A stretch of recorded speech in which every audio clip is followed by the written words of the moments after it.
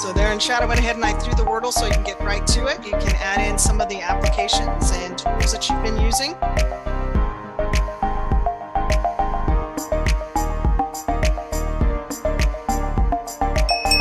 And our Wordle's getting big. Stuff going on there. Great. We'll be discussing digital tools to assess student learning. So that's why on our Wordle today, we were looking to see what kind of tools you're actually using. My name is Kim Loomis. I am the former online and blended director for Clark County School District down in Las Vegas, Nevada. But I spent 10 years in a high school math classroom before doing that. And then I did write a book called Think Outside the Box, the CIA of Blended. And we'll talk a little bit about CIA today and 10 secondary models. So anyway, let's go ahead and get started today. What we're going to be doing is we're going to talk a little bit about balanced blended, and then we're going to talk about assessing learning. So if you were with us about 2 webinars ago when we talked about data, this is a great one that just kind of feeds right into that. And then we're going to talk about tools and strategies for assessing student learning. And then we'll talk a little bit about our extended workshop. Now, I've enrolled all of you into the Canvas workshop. Even if you signed up today, I made an effort to go ahead and sign in those people who just joined us into the Canvas workshop. That's there as well. Now, remember, that Canvas workshop is there for you. You can choose to audit it and go in and look at the materials. You can choose to do the exercise. There's only one, and we'll talk a little bit more at the end and get the additional 5 hours of credit, but we'll talk more about that. But it is just an opportunity. Don't feel like you are required to do it. All right, so today, what I want to do is I want to get a little bit of feedback from you. So what I'm going to do is I'm going to throw up into chat, excuse me. I'm going to throw up into chat this link here so that you can go ahead and pull the survey down. Today, we're going to do what's called a 3-2-1. This is another way for assessing what I'm going to ask on that webinar feedback, and you can pull it down now. And actually, it's not at S001, it's at S004. That's the one I put into the chat there. So 3 things or 3 new concepts that you're going to be learning from the webinar, 2 ideas that you want to implement, and 1 question, concern, or possibly a celebration that you're doing really well. So again, just an opportunity for me to get some feedback and kind of practice what I preach. Today's all about assessing student learning. So this is going to give me some insight onto your student learning as well. So again, the link is there in the chat. It's NDE-S004, not 001. I apologize for the slide there, but it's there. You can go ahead and pull it down. So let's talk briefly about the CIA of Blended, or what we call curriculum instruction and assessment. And I like to talk about it as in the 1/3, 1/3, 1/3. So when I define blended personalized learning, I really think about 3 components. The wisdom of teachers, right? You guys are so super smart. Some of you even have master's degrees. Well, they probably made you get a master's degree to get a raise, right? But you know your standards inside and out. You know your kids inside and out. You have the biggest heart. That's why we're in education. So we're going to take that, and what we're going to do is we're going to add in the adaptability of technology. Because the cool thing about technology, now I know it's just a bunch of 1s and 0s, but the cool thing about it is it can create a learning path for each and every individual student. And that's what's nice about the technology, is it has this adaptability. And the really cool thing about it is it delivers low-level instruction very easily. You know, like videos, like Khan Academy, CK12, iReady. It delivers all that low-level instruction really well. So if we can take the 2, our caring heart, and match it with that adaptability of technology, we can create a personalized learning space for each and every individual student. So notice here the 3 icons: the teacher, the technology, and the students. That's where we get our 1/3. So if we're thinking about how we work in our classroom, think about 1/3, 1/3, 1/3. 1/3 of the time, we're going to want to release the learning to that low-level instruction of what technology can carry. Alex Math, ReadWorks, there's tons of different places that we can get low-level instruction off of the technology so that we don't have to carry all of the load. So it's one way to partner with digital technology, 1/3 of the time in your classroom. Now, 1/3 of the time in your classroom, that's way over on the right, and we want to release the learning to our students. We want them engaged in academic vocabulary. We want them doing peer-to-peer coaching and shoulder partners, all kinds of really engagement so that our students are actively engaged. And again, that pulls us off of the stage. So a third of the time we get to come off the stage because we got technology carrying it. And a third of the time we get to come off the stage because we have our kids in small groups or large groups working together, actively engaged. So 2/3 of the time we get to walk around. Now that 1/3 that's our lead, that's where we can do what we do best. Sometimes it's direct instruction, sometimes it's small group, sometimes it's a Socratic seminar. So thinking about what the thirds are and balancing that in our classroom so that we have a nice balanced blended classroom. So again, I like to call it the CIA of blended, just like the title in my book. Using digital curriculum a third of the time, guided instruction a third of the time, and authentic when they're actually engaged. We could do quiz trade with vocabulary cards or even math facts where kids are really engaged in that authentic assessment. So this is in our Canvas course, guys. You can pull it up anytime you want. I've got a nice one-pager that talks a little bit about it. So I'm not going to go in too deep today. We've had a couple webinars that really went deep more into the thirds and how to balance your classroom. Today, we're going to talk a lot more about using digital tools to assess student learning. So if you want, you have that opportunity. And again, this is in the Canvas course as well. All right, I use the term Webb's depth of knowledge a lot. So I want to make sure that we're all on that same level of understanding. When I say low level Bloom's taxonomy or low level depth of knowledge, 1 or 2, where I say that we can release the learning, especially for the technology, Alex Math, ReadWorks, iReady, Apex, you know, all those digital places, and they don't have to be bought. It can be Khan Academy or CK12, right? It's that low level stuff that technology is really good about instruction for students, that low level stuff, understanding and remembering, and sometimes even practice like IXL. We can release that to the digital content. Now, what we need to do then is really push our kids to that higher level, or what we call depth of knowledges 3 and 4. But you can also see in our Bloom's taxonomy, that's where we get the kids to start analyzing, evaluating, and creating and synthesizing, pulling that all together where our standards are real high order. But you can't get the kids to high order until they have the foundations. So the key is to release a little bit to the technology so they can get some foundations, and we can do small group intervention if we need to help out in that respects. But our goal is to try to get those kids to that top of that pyramid or to DOK level 3 and 4. So when we think about digital curriculum, guided instruction, authentic assessment, I like to use a triple Venn diagram, mostly because I like to say it. Former math teacher, you know, high school, 10 years. So triple Venn diagram here, we say, look, in one circle, let's do a third of the time, DOK level 1 and 2 to digital technology, digital content. 1/3 of the time, we're going to guide our instruction with small group, direct instruction, Socratic seminars. We can use a playlist even in that area, where we are taking our kids to higher order thinking. But for them to get to the very top of the Bloom's taxonomy, to that create DOK level 4, that very top, we're going to have to release to our students. But sometimes when we release to our students, it's low level. It's just quiz, trays, vocabulary cards, or math facts, right? But sometimes it's higher order, small group projects. And guess what? Our next webinar is actually on projects in 3 weeks. So think about that one. All right, so notice what we're going to do here. Today, we're really going to be talking about getting some data and using that data to help drive instruction so that we can extend the learning so that students can show us that they've mastered the concepts. So when we think of the CIA of blended, we think of digital curriculum, guided instruction, authentic assessment, 1/3, 1/3, 1/3. So today, when we're talking about digital tools, when I look at your guys' answer garden here, I see a lot of digital tools, but I also see some digital content. So we probably need to make sure that we define the difference between the two.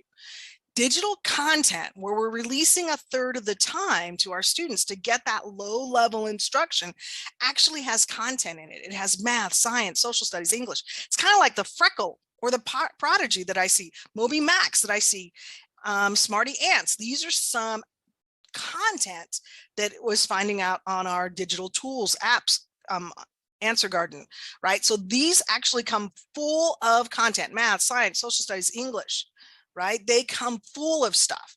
So it's a full lesson, maybe an activity, ST Math. I'm seeing that over here as well. So those are what we call digital content. Now, when we're talking about digital tools, we're talking about tools that can create, organize, get us to that top order, of the pyramid for our students to use the tools, but we can use it as well to create playlists, which I see over here. So like Padlets on here, I see that quite a bit. Gym kits on here.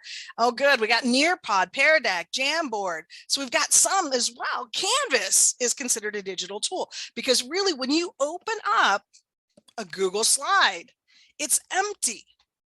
So digital tools typically come empty. You open them up and they're empty. Now, some tools, and I'll give you an example, like Nearpod, they have what's called a teacher repository where teachers have shared what they've created, but somebody created it down the line and is now sharing it. But they originally came empty and somebody created it. When you're working in your classroom and you're trying to figure out, how should I do this? I highly suggest that you have 1 to 3 digital partners, somebody that can help deliver mathematics for you, somebody that can help deliver social studies or science or English, somebody who can help deliver those types of things. 1 to 3 of those. Now in elementary, it might go a little bit bigger because you guys have a lot more content. But as we get to our core subjects in math and science at our secondary schools, 1 to 3 is plenty. Right? We want to make sure that we keep our cognitive load as well as our students' cognitive loads down. Now, when we talk about digital tools, we talk about those things that we want to create and organize and manage our classroom in. Now we should get a little bit bigger. Like Canvas is a great digital tool.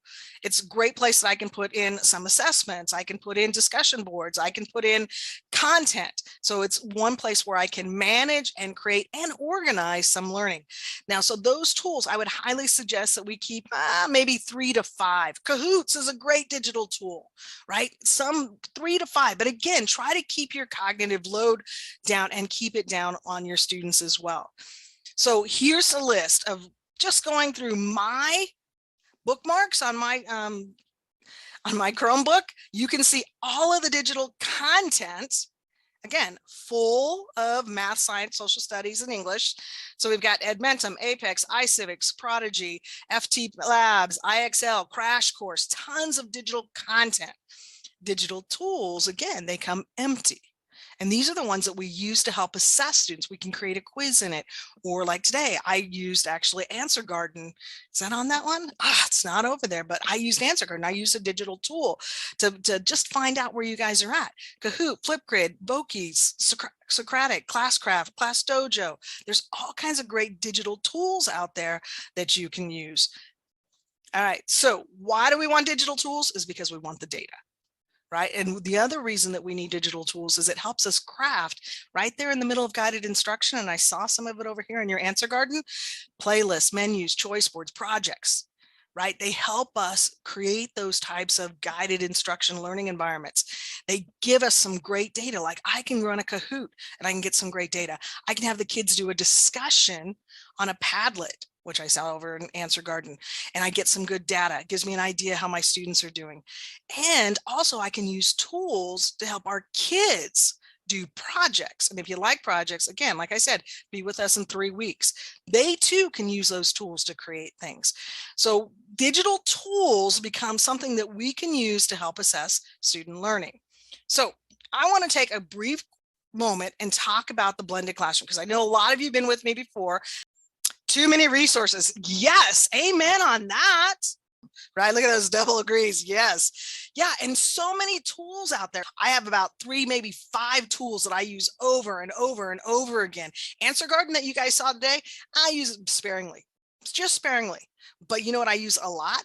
Jamboard, and you're going to see that a lot later. Find some that really work for you. And you know what it does also too is it takes your cognitive load down because you're only really working in 3 to 5 of them, and then trying to figure out how can I use that tool for a different activity, right? Or how can I use this activity? What tool fits this one activity that I already know how to do?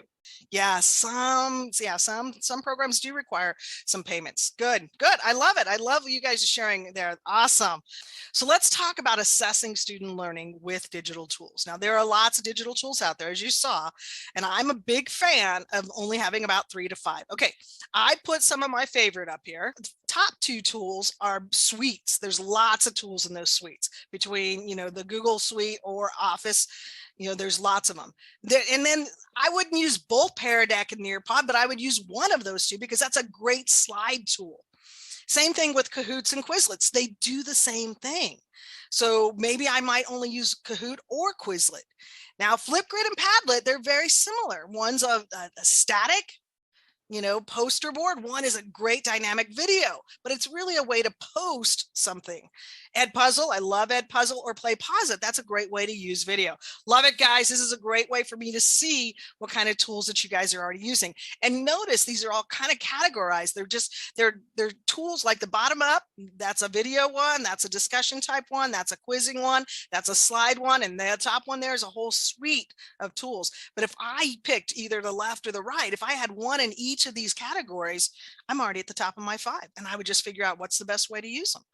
So thank you guys so much. So when we're assessing students, there's a couple ways to do it. So like today, I did a diagnostic before instruction. And you've already heard me a couple times already refer to it in Answer Garden, right? This is a diagnostic assessment where you too can get some information before instruction happens. And Answer Garden's a great way to do it. It creates a cool little Wordle that, I don't know who posted what, but it gives me a pretty good idea what's going on in the class. But it gives me some information what about students, or in this case, participants already know and are able to do. Then we have formative instruction, which is during the instruction, right? That's typically ungraded. It's just a way for us to get feedback to make improvements in the moment.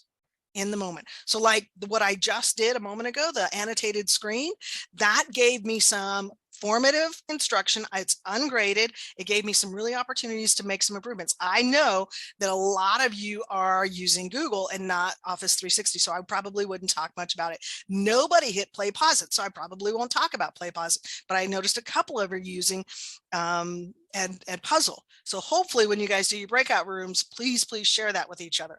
And of course, that summative is after instruction. That's oftentimes something that's graded. It's after the kids have made tons and tons of mistakes, and that 1/3 when they're working with their peers, that first failure, that second failure, that third failure, we're hoping that they make those mistakes over there in their small groups before they get to the summative or after instruction where it's graded and usually ends up in our Canvas gradebook.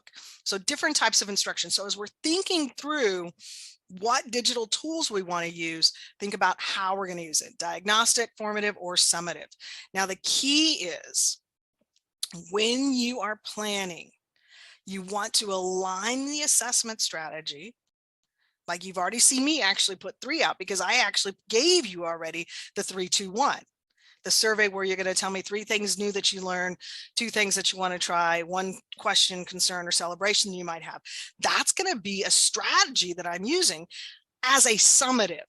But I've already given it kind of to you guys. You already know that it's there. So I had to figure out what tool did I want to use. There's lots of ways that I could have got that information. Google was the best tool for me to get it. That way I have it, I can sort it. And if I wanted to, I could have you guys log in and I can get data on individual students, or I can just do it anonymously and give you the link like I did. So you have to figure out the strategy. So I've already kind of given you a strategy at the beginning that we did, which was the pre-diagnostic, which is the Answer Garden, one that was formative in where we did the annotating the screen, and you already saw the summative, the 3-2-1 survey. Think about the strategy, think about what you're doing and where can you use a digital tool to help you get there. All right. I'm going to give you a short video. Notice it's only 2 minutes about different strategies for formative assessment. And I want you to start thinking about some of the tools that you guys mentioned, either in the Answer Garden or on our annotated screen, and start thinking about, what tool might I use for that situation? 7 strategies for using formative assessments in online learning. It is a common worry for instructors to know if their students are learning online. Let's take a look at some strategies for using formative assessments to gauge student understanding online. Strategy 1. Do a background knowledge probe. A knowledge probe activates the background knowledge a student may already have about the topic. You can do this before the start of a lesson by sharing a quiz of 2 to 3 open-ended or multiple choice questions. Strategy 2. Do a misconception check. Like a background knowledge probe, you can assess for and address the misconceptions students typically have about a concept. For example, you can present students with common and predictable misconceptions about a topic and ask them whether they agree or disagree and have them explain why. Strategy 3. Use the discussion forums. Online courses allow for more detailed assessment of discussion. You can track learning progress by having your students engage in a weekly discussion with each other via the discussion forums. Strategy 4. Use the muddiest point paper. This assessment is a good strategy to see where students are facing difficulties. For example, if you assign students a reading for the week, you can have them turn in a brief reflection on the confusing concepts in the reading that was unclear to them. Strategy 5. Give practice quizzes. These quizzes encourage reflection and fosters deliberate practice. It is non-graded and can be given to students to assess their knowledge of the material. Strategy 6. Embed quizzes in videos. Question prompts help students with comprehension and retention of material. You can use tools like Edpuzzle, an interactive video assessment tool, to create question prompts and quizzes within the video. Strategy 7. Use polls. Student polling and voting is one way of eliciting feedback and engaging your students online. You can use polls at the beginning of your course to check student preferences for your office hours, or you could do a quick poll at the end of each course topic to go over student understanding before moving on to the next topic. There are free, limited-use polling tools to use, like Poll Everywhere and Easy Polls. All right. We're going to go into some breakout rooms. I'm going to give you guys about, I don't know, almost 10 minutes. I'm going to break you guys into groups. We have about 20 people or so I'll probably put about 3 or 4 of you into a group. Each group will grab the slide that has their group number on it. And notice all 7 of the strategies from the video are there. What suggested tool might you guys use to do knowledge checks or polls or embedded video quizzes? Well, welcome back, everybody. Welcome back. Hopefully you had a good time. I will tell you the cool thing about doing breakouts this way, using this tool, the way that we just did, is that no matter if you were in group 1, you can still learn what group 2, 3, 4, 5, and 6 were doing because everybody has access to those slides. So that's kind of a cool way to use this tool to get a learning strategy. I see some really cool stuff going on there. Poll Anywhere, Padlets, all kinds of really, really good stuff on your guys' slides. So thank you so much for doing that. Hopefully you had a great opportunity to talk to others about how they're using some tools and what they're using and how they might use it. So let's talk about some tools and some strategies, because it's not so much that, I saw some of you said that the struggles is there's just so many tools. Well, really, there's so many strategies that you can assess students on. It's finding the right tool to figure out how to get there. So let's think through this. Now, inside the Canvas course, you're going to get the slide deck that I put together that has tons of tools as well as content. But on the one page, I believe it's slide 3 in this one, and all I have is an image here for you guys. And again, like I said, it's in the Canvas course. And you'll notice that it's categorized under presentation tools, video tools, assessment tools, collaboration tools, publishing tools, recording tools, creativity tools. Find 3 to 5. Don't try to do it all. Find some that you can use over and over and over again. And one that I really liked, and it was great because it was introduced at the summit this weekend, was Flippity, because that's a cool tool that does lots of stuff. So if I can find one tool that does lots of stuff, like Google has all kinds of cool things that you can do inside of it, then I want to use it over and over again. So notice here at the top where you have slides and presentations, I can put I can use Google Slides and throw Pear Deck on top of it, or Nearpod on top of it. So think about what's the best way or the best tool for the strategy that you're trying to pull across. Like today, we just used Google Slides to create those slides. So sometimes you want to do quizzing inside of something like Kahoots or Quizlet, but you could also do it to get data.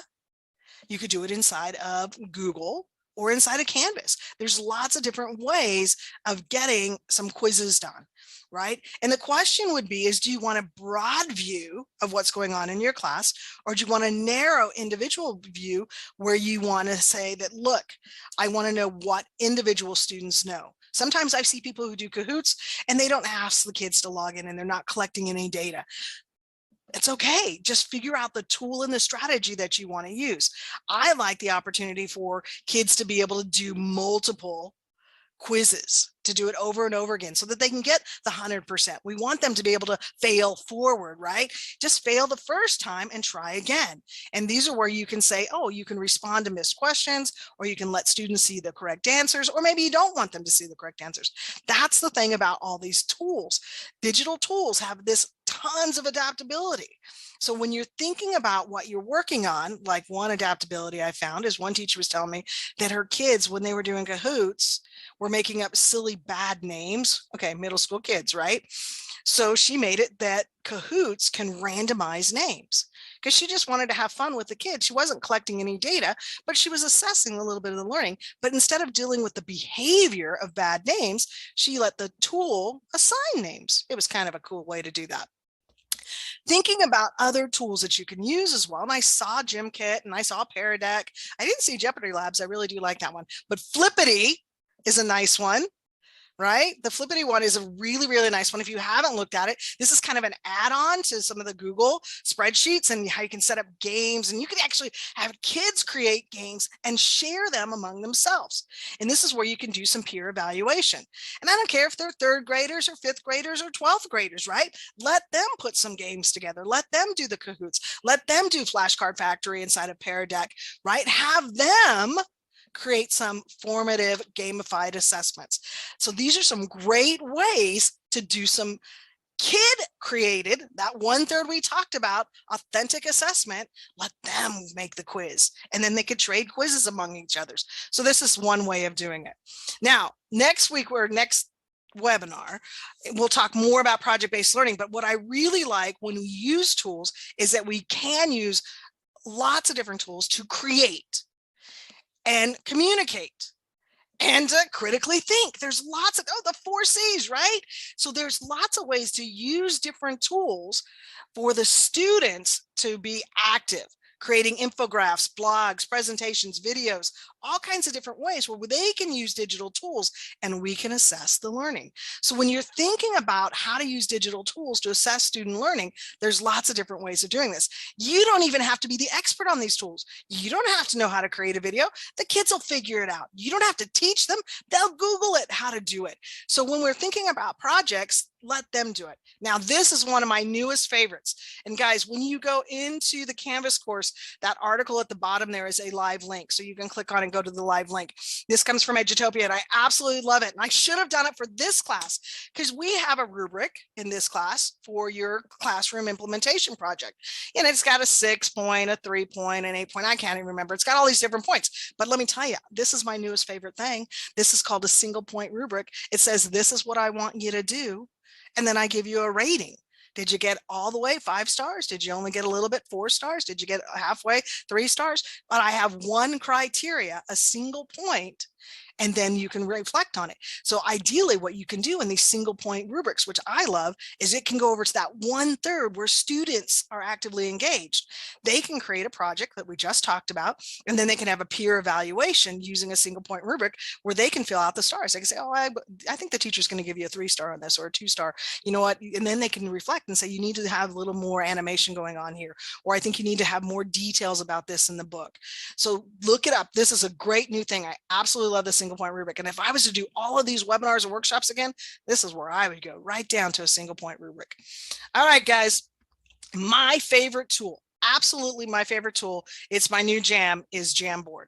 And I don't know if you have spent any time on this particular tool, but it is my new favorite tool. So we're going to go ahead and do it. I created a Jamboard for you. I put it up in the chat there. We have a board number 1 is for elementary, board number 2 is gray and it's for middle school, and board number 3 is like teal color, it's for high school. I want you to reflect on today's session. Right? This is another way for me to get some feedback to assess student learning. So when you're thinking about today's session, right? Today's session, how did the digital tools help me, the instructor, to assess the session? Or you might want to respond to, how did digital tools engage and empower you, the learner? Or possibly you might want to think about, how can you use assessment to have students take ownership of their own learning? All you have to do is go grab yourself a Post-it. Please just take a moment and throw a Post-it up there on the appropriate board, be it elementary, middle school, and high. And you can see that this is an opportunity for me to also see what you guys are thinking. Now it's an anonymous because I didn't have any names put on it, but I could have very easily said, oh, we've got 20 people, and given everybody their own board. That's the only thing I got to tell you I don't like about Jamboard is there's only 20 of them. And if you want more than 20 boards, you're going to need another Jamboard. Looking good. And you know, this, much like the slide deck that we did a moment ago, and you could see what other groups were doing, this is a great opportunity, Jamboard, where participants can see other work. Awesome. Look at that. And those of you that are ready, you've thrown up your Post-it and you want to do your 3, 2, 1. I'm going to go ahead and throw the link to the 3, 2, 1 survey. What are 3 new things you learned today? What are 2 things that you might want to try to implement? What's one thing that you have a question, concern, or possibly a celebration, something that you're already doing in your classroom that you might want to talk about? So again, that is on our 3, 2, 1 survey. I want to talk about the next steps. So we had a really cool webinar today. I love it. It was very interactive. Definitely different, right? Those of you that have been with me before, I really tried to practice what I preached today. And really, we talked about assessment tools and how to use tools. So gosh, I don't know, we used all kinds of them, from Answer Garden to Google Slides to Jamboard to annotation on a screen. But what I want you to do is to explore new digital tools. All right, find 2 or 3 that you really like and think about different ways that you can use them. You could either create or remix an assessment that you've done in the past, or something you want to try differently with a digital tool and implement it with your students, right? Those are some ways to do it. Or the other way you might want to do it is have your students create using a digital tool. So that's another way to do it as well. So as you're going into the Canvas Extended Workshop, think about, how can I do this? And I'll tell you what, just by looking at some of the stuff I saw in the Answer Garden, as well as the annotation screen and the slides, you guys are already doing this. So why not do the classroom implementation project and get a 5 additional PL hours? So again, think of backwards design. Start with, what's the big idea or the skill that I want to do? Now, if you're going through the Canvas course, I mentioned about 6 or 8 different strategies that you might want to do and a tool that might match it. So think of some strategies that you're probably already using in your classroom, and you know, how can I put a digital tool on it, and how can I use that data to assess the student learning, and then think about the learning event that goes with it. I want to thank you guys. Thank you for tonight. If you've done the 3, 2, 1 survey, that's the only survey you have to do.